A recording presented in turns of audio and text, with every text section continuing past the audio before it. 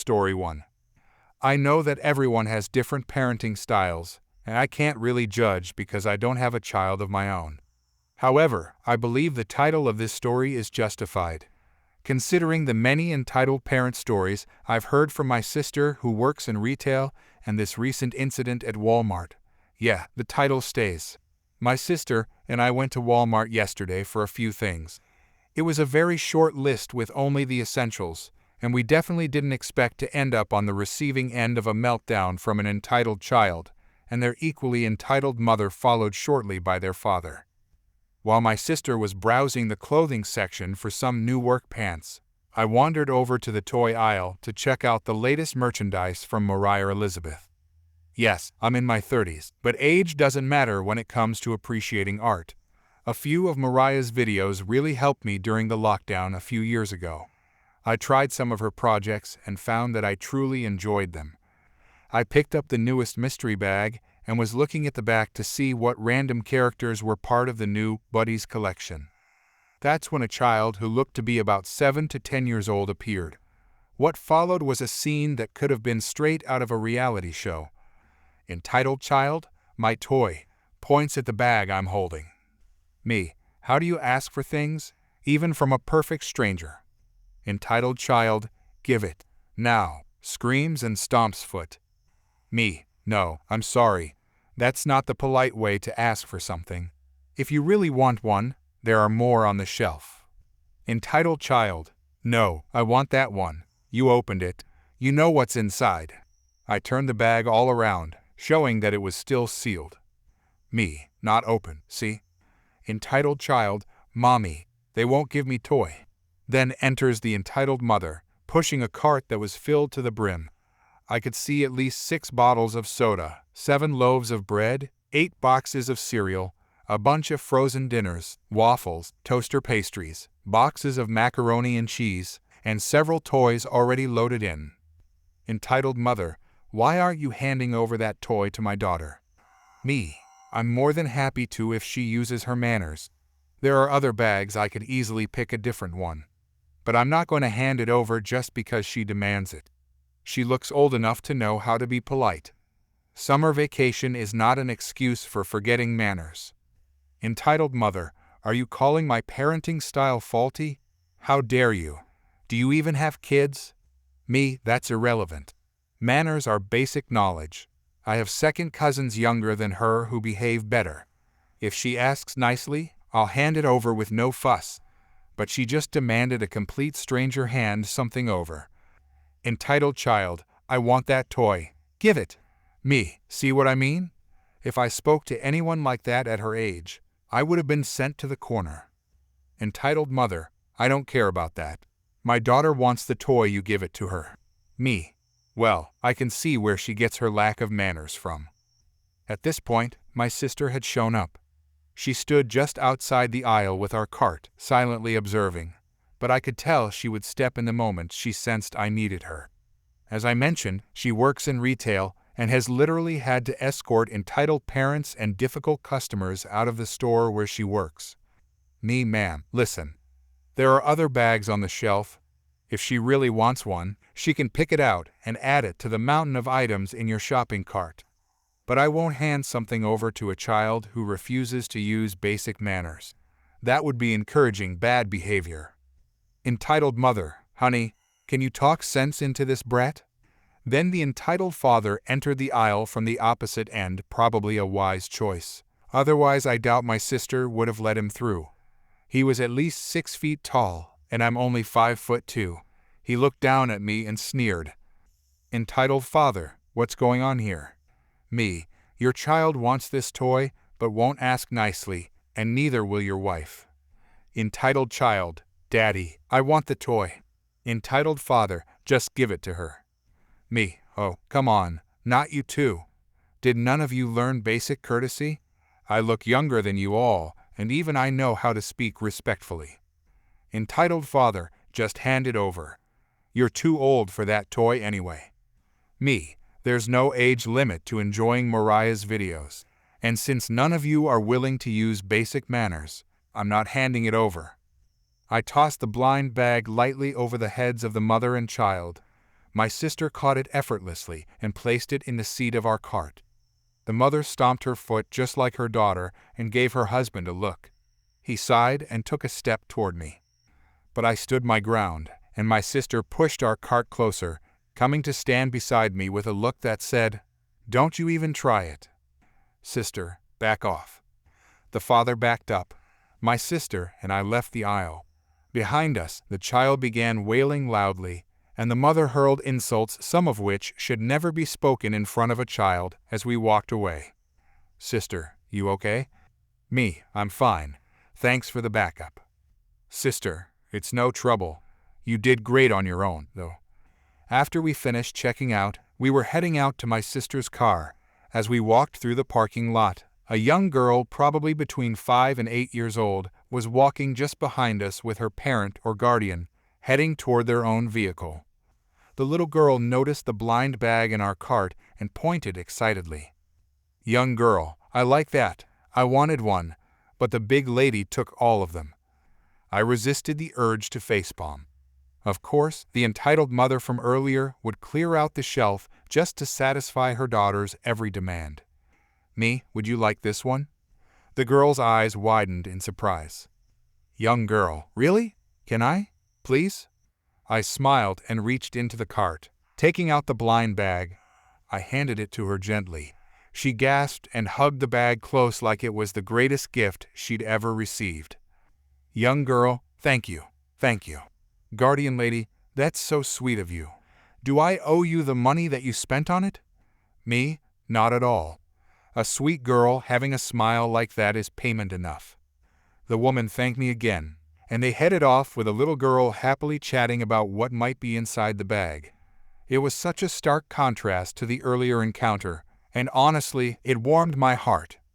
That moment reminded me why it's so important to stand your ground when it comes to manners and kindness. There's a difference between spoiling a child and teaching them how to appreciate things and treat people with respect. I may not have a child of my own, but that doesn't mean I don't recognize the value of basic human decency, especially when it comes from a kid who's barely old enough to attend school, but already knows how to say please and thank you. The whole ordeal was exhausting, but at least it ended on a heartwarming note. And if I'm ever in a toy aisle again and come across another situation like this, I'll know exactly what to do. Hold on to my principles, and maybe carry an extra toy for the kids who actually deserve it. Story 2. Let me preface this by saying, this happened a very long time ago, and while I could come to a reasonable approximation of the dialogue that surrounded this, I won't bother. I don't recall everything that was said, just some of the circumstances. Okay, first off, I am a model railroader. Specifically, I'm model in O scale. For reference, that means that the average locomotive is about 3 to 4 inches tall and up to a foot long, depending on type, that is. One summer, I was taking part in a model railroad fair at our local mall, where I was displaying some of my models. Being that I'm from the S, the fact that I modeled the British Isles, GWR for you Brit readers, meant that my display really stood out. Now, as there's always kids at these types of shows, I had taken to putting a plexiglass side around my layout to prevent children from reaching in and touching things, or damaging various parts of the structures and models that went with the railroad. While I was watching one locomotive, I had just received leave from the staging area. It's a small 3-track system that lets me funnel trains into the layout and then out as needed. I remembered this one lady making comments about the cute little trains. Getting that train running at a nice but slow pace, I approached her and smiled, asking if there's any questions she had. The lady never missed a beat, pointing to the train I had just started, and told me that her son liked trains, and I should sell her one for him. Now, truth be known, this wasn't an uncommon thing to have happen. People, usually other modelers, may ask if some units are up for sale. Sometimes they are, but typically not. I explained to her that the locomotive wasn't for sale, and that even if it was, she wouldn't have liked the price anyway, noting that the engine she was pointing to had cost me close to $1,000. The lady was having none of it, and offered me $10 for it, since it was obviously a toy. I ignored her and went back to getting the next train set up on the staging track, waiting for that one to return. As I do this, I hear an odd sound and look up just in time to see the lady picking the locomotive up off the track and moving to hand it to her kid. I called out for her to stop, which may have been a mistake, as she promptly dropped it on the ground. The engine, though somewhat robust and heavy, was made of rather soft brass. When it hit the ground, there was a sickening crunch. I knew from the sound that the engine was done for, broken beyond repair. The lady just looked down at it, shrugged, and kicked it back under the table before starting to walk off. Thankfully, security quickly caught up with her and detained her, while police were called. All the while she kept saying it's just a toy, men don't play with toys, while ignoring the fact she was surrounded by dozens of train layouts, with just as many grown men showing off their work. Police arrested her on destruction of private property charges, while the mall itself barred her from ever setting foot on their property again. Later, with her information on hand from the police report, I filed a case against her for the replacement of the locomotive. You won't believe it, but she had the gall to try to convince the judge that it was just a toy, and the receipts I had for purchase of the locomotive weren't real, saying that she had seen the exact same locomotive at Walmart herself. Well, the case ended up in my favor, with her having to pay me replacement costs, as well as some punitive damages.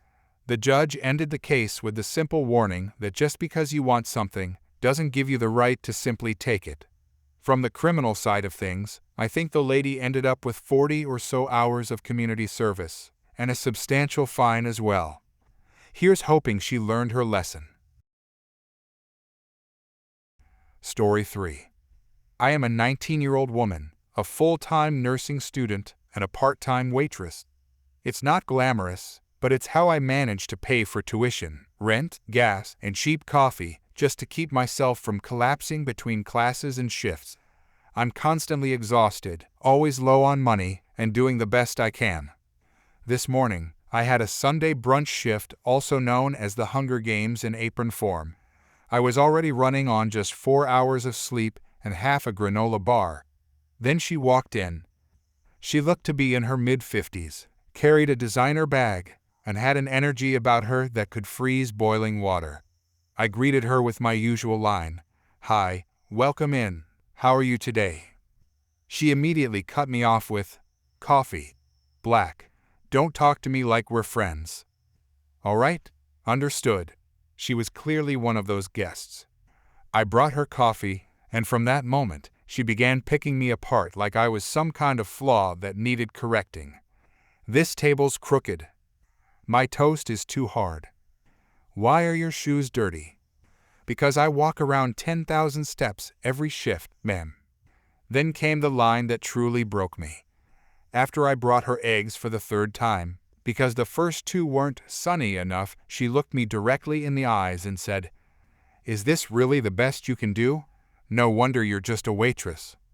My hands started shaking. I didn't even know what to say. I just stood there, frozen, blinking quickly to keep the tears from falling. Then she smiled. Not the kind of smile that showed satisfaction, but one that made it clear she thought she had won. When she finished her meal, she scribbled $0 on the tip line, gave me one last look, and walked out as if she hadn't just kicked someone who was already struggling. My manager, he simply shrugged and said, "Some customers are difficult. Let it go." But I couldn't. Not really. I went into the walk-in freezer and cried like someone had flipped a switch. Quiet, painful sobs while frozen bags of peas pressed into my back. What she didn't know was that I had worked until 2 a.m. the night before, that I spent my 10-minute break studying, that I'm not just doing this job, I'm surviving through it. And the hardest part? I still had to walk out, smile, and take the next table like nothing had happened. So, to that woman, you didn't break me, but you definitely made today harder than it needed to be. And to the older gentleman at table 9 who saw my red eyes and left a $10 tip along with the words, "Hang in there." You'll never know how much that meant to me. This job isn't easy. Life isn't easy. But I'm still here, still trying. Even if no one leaves a tip. Story 4. This story takes place in Abisko, located in northern Sweden, where many of my other stories have also occurred. You can look up the area on a map, but I'll give a quick description of the relevant geography. Abisko sits at the northern end of a valley that runs north to south. The eastern side of the valley is relatively flat. Along the western side of the valley, there's a river that also flows from north to south. This river runs through a fairly dramatic canyon. While it's not an enormous canyon, it does have sheer cliff walls that range from 5 to 15 meters tall, with the river flowing at the bottom. To the west of the river are mountain slopes. The western half of the valley, including the river and mountain slopes, is inside a national park. So, now the story begins properly. This event happened back in 2014. I was heading out with a group for some aurora chasing using snowmobiles. A couple of the guests were driving their own machines, while Karen and her friends chose to ride in the sled that was attached behind my snowmobile. We drove south from the village along the edge of the national park. After a while, we stopped at a nice open area with a great view of the clear night sky, the mountains surrounding the valley, and a large lake to the north. All in all, it was a perfect spot for aurora watching and photography. When we stopped, I noticed that a little bit of aurora was starting to appear. So, I told everyone that we would stay there for a bit and see what the aurora decided to do. At this point, Karen was poking at her phone, then waved me over and said we had to go over there, while pointing at the mountains on the western side of the valley. I was a bit confused and asked her why. She replied, "Because that's where the aurora is." Now, do note that aurora occurs about 100 kilometers above the ground, which is roughly equivalent to 1,538,461 fallow deer hoof prints, so moving to the other side of the valley wouldn't change anything. As long as the sky is clear, your location on the ground doesn't significantly affect the visibility of the aurora. Of course, I explained this to Karen, but she refused to believe some local aurora guide when her phone had revealed to her the so-called secrets of the universe. Karen then showed me her phone with a map and a dropped pin labeled, "The best area for spotting aurora in the region." Unfortunately, the pin had been dropped on the side of the mountain Sladajaka right in the middle of one of the most dangerous avalanche slopes in all of Scandinavia. It's an area every local knows to avoid like the plague during winter. That slope had even claimed several lives just the previous winter when people attempted heli skiing. And now Karen wanted us to take the snowmobiles there, where we'd likely be buried under a massive amount of snow crashing down the mountain. To make matters even more complicated, the area she wanted to reach was within the national park, where snowmobile use is strictly prohibited, except on a few designated official trails. Naturally, there was no official trail leading to the area Karen had pointed out. And as the final touch of absurdity, we would also need to cross the previously mentioned river canyon, the one with sheer cliff walls and a fast-flowing river at the bottom. Apparently, I was just supposed to make the snowmobiles fly over it. Now, most sensible people would probably realize that what they were asking for was impossible. But not Karen. Karen expected to be catered to without question and did not want to hear excuses. She quite literally told me to stop making up silly excuses, to do my job, and to take them to the aurora. At this point, the aurora was starting to become more vibrant, and I decided it was time for Karen to have a bit of a timeout. I simply told her that the aurora was getting stronger, then walked away to help some of the other guests set up their cameras. For the remainder of the tour, she would occasionally complain that I was not a proper guide, that I didn't know anything about the aurora, and that I was an incompetent professional who failed to use her incredible phone application for finding the best viewing spots. On and on she went, but I mostly just ignored her and focused on assisting the other guests who, thankfully, were having a great time.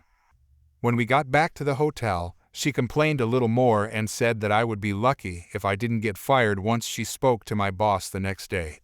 I called the owner of the hotel to let him know that we were back safe and sound and also that we had a Karen in the group. He just laughed and said, "She must be completely clueless." Apparently, she did show up at the reception desk, the next morning to file her complaint and try to get me in trouble. Let's just say the owner was not the least bit impressed by Karen's phone application. In fact, he basically told her to kindly return to her home country. Later on, the hotel received a 1-star review on a popular search engine, where she claimed we were all rude and incompetent. We all shed a solitary, imaginary tear in response. Story 5.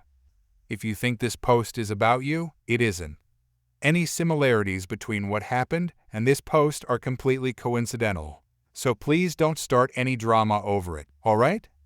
A relative was visiting a small family that included 2 parents and a teenager. This relative was asked to take a family picture. Naturally, the teen grumbled and complained about being asked to put on a nice shirt, comb their hair for the first time in a week, and come outside. But teenagers are practically required by law to behave like that.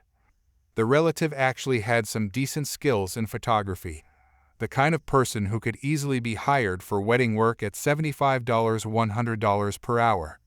Unfortunately, every photo had to be executed to perfection. What should have been a quick snapshot or two with a smartphone turned into a prolonged ordeal, 3 to 5 minutes per shot, manually adjusting focus, tweaking the aperture, setting the right exposure, shifting poses, reviewing the shot, and declaring it wasn't good enough, and then doing it all over again. What should have been a 2-minute task kept dragging on and on. After about 30 minutes, the teen declared they were done and headed back inside. The teen actually beat me to it by seconds. I dislike having my photo taken, even under normal circumstances, and this impromptu photoshoot had drained my patience completely. Later on, the photographer who was a guest in my home cornered me and began lecturing me about how disrespectful I had been. I received a 15-minute monologue about how he considered himself an artist and believed the teenager deserved to have at least one decent picture to remember me by after I was gone. He also took the time to point out every family portrait we had on display, explaining why each one was poorly composed and why he would never produce such awful material. According to him, he was an amazing photographer, his own words, which, apparently, gave him the right to critique every photo he laid eyes on. From there, the conversation spiraled into a rant about how every parent today is failing and how nobody is teaching their children any respect. He saw the teenagers' reluctance to sit still for an extended photo session, their moodiness, their preference for spending time in their room on a phone or computer, as evidence that the parents were doing a far worse job than he ever would. All he claimed to want was to ensure that the teenager didn't end up homeless, socially isolated, and lacking essential life skills. Therefore, the least the parents could do, in his opinion, was respect and support his efforts. After all, he was a 39-year-old individual, never married, with no children of his own, who had served in the Navy for 4 years on a ship in Afghanistan, no less. So clearly, he felt he had the life experience and wisdom to fix everything that was wrong. When he started to question the parenting choices of his host, a response was definitely needed. Several points were made, none of which, by his reaction, he had ever noticed or considered. Teenagers behave like teenagers. They are going to be grumpy and moody. They will hide out in their bedrooms. They will spend a lot of time on their phones or computers. They will be sarcastic and occasionally rude to their parents. Many of them will strongly dislike having their picture taken. They will emerge from their room like a disheveled creature, inhale food like there's no tomorrow, and then retreat into hiding again. They will do the occasional foolish or unsafe thing. And then, eventually, they'll grow out of it. In fact, if they don't act that way, it might actually raise concern. Teen brains are shifting from being entirely dependent to fully independent.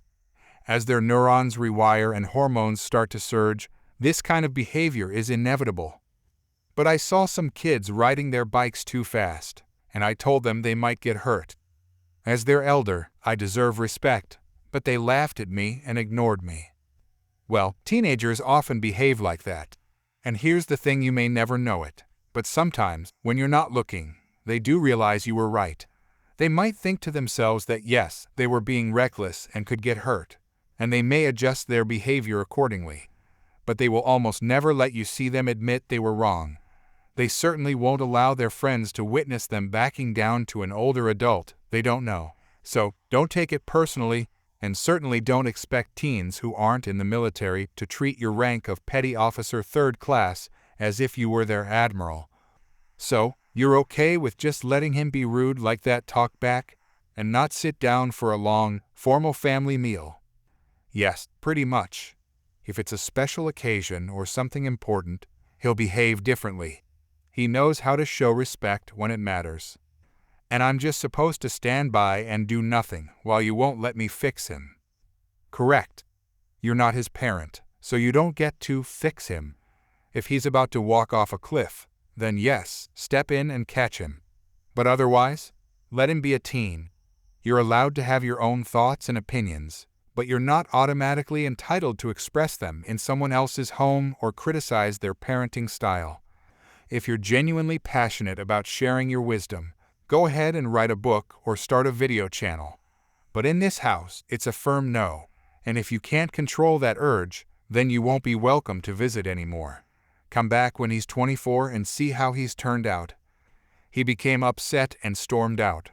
I've heard he's been venting in one of the family chats, complaining about the horrible, irresponsible parents. But since he's the only one in the group who doesn't have teens or has already raised, there's no one is siding with him. Which, I imagine, frustrates him even more. Story 6. How it started. We were childhood friends. I met Kate when we were 13. We became close quickly. One day, she confided something very serious and painful about her home life. Her mother's boyfriend had assaulted her, and she asked me not to tell anyone. I kept her secret, thinking I was being loyal. I was just a kid too. Over time, she became jealous and passive-aggressive toward me. A boy she liked started showing interest in me, which I didn't encourage. Then, I was selected for a student leadership role at school, something she wanted. She had a meltdown and begged me to turn it down. That was the final straw. I ended the friendship. Other classmates distanced themselves from her too, not at my urging, and her mother came to school accusing me of bullying. It wasn't true, and even the school could see that. But it was a lot of drama for a teenager to deal with. Reconnecting as adults. Years later, in our 30s, we reconnected online. I was living overseas and visited home, so we met up. She was married with a child, but told me her marriage was difficult. Her husband was emotionally distant and not helping financially. She had inherited money from a late family member, her mother, and was using that to stay afloat while struggling with her job. Eventually, she divorced and moved in with a much younger man she'd started dating. She gave him a large sum of money to invest in a business and was paying for everything, including their rent. The money came from the sale of her marital home. She also let her ex take full-time care of her child. She barely saw him anymore, just because the younger man disliked hanging out with her child. At this point, I'd moved back to my home country for about a year. I offered support and got overwhelmed. She told me she had nowhere to go with her son since her boyfriend didn't want to be around kids. I invited her to bring him over to my home on Sundays to hang out with my daughter and me. That quickly turned into her coming every single weekend, then multiple times a week, even without her son. She'd show up unannounced, and our live-in nanny would just let her in. Eventually, the boyfriend broke up with her and moved out. Around the same time, she lost her job. She told me she was completely alone and struggling badly. After talking with my husband, we offered her a place to stay, our spare room, which was my husband's home office, for up to 6 months or until she got back on her feet. We didn't ask for rent. We just wanted to help.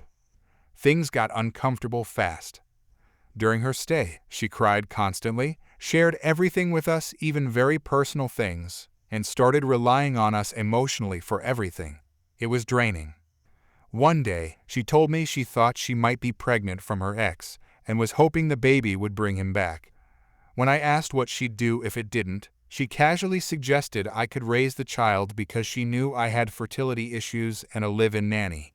I was shocked and deeply hurt by that comment. The test was negative, and she was upset. I felt relieved, but that moment changed everything for me. Even after she moved out, she never really left. She eventually moved into her aunt's place, but she left all her belongings at my home and continued to come over almost every day, lounging around, smoking on our balcony, and acting like she still lived there. She started making very uncomfortable comments around my husband, sitting too close, touching him during conversations, and wearing revealing outfits in our home. She even told him she enjoyed being physically intimate without protection. My husband asked me not to leave them alone anymore, and I agreed. Then she met a new guy through a dating app. After the first date, she declared him her boyfriend and wanted to bring him over to introduce him to us. We said no, we have a young daughter, and that didn't feel safe or appropriate. She didn't like the boundary, and although she started coming slightly less often, it was still too much. She crossed a final line. A teenage son of a family friend came to stay with us temporarily for a school internship.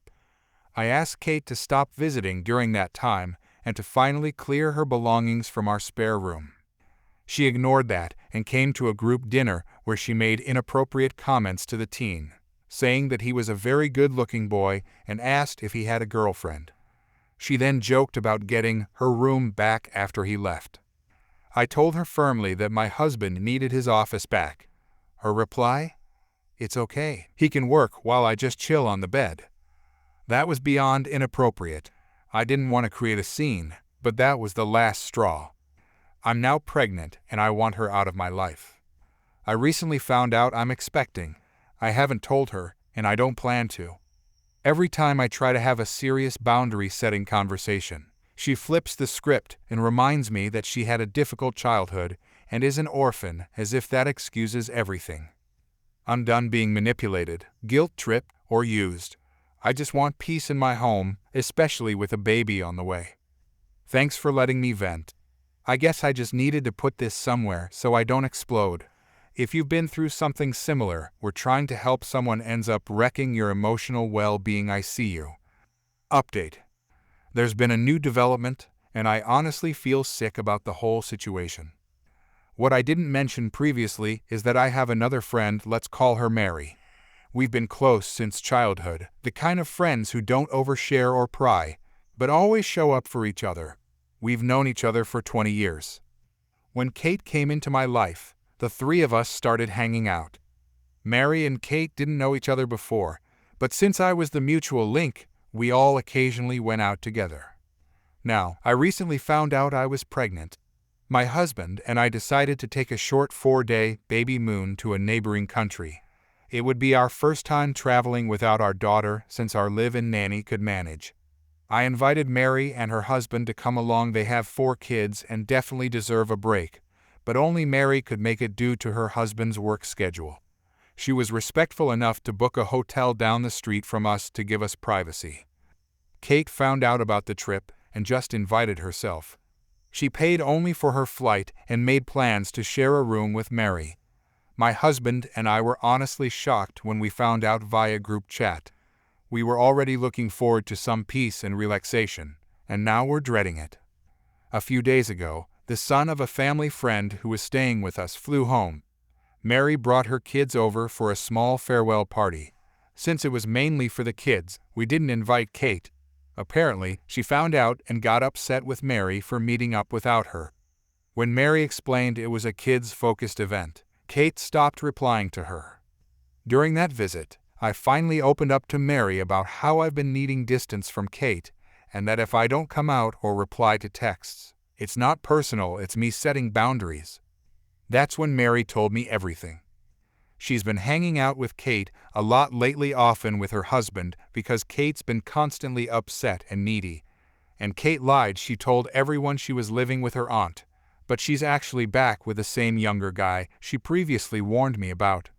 The one she invested her late mother's inheritance and the proceeds from her marital flat into, all without her name on any documents.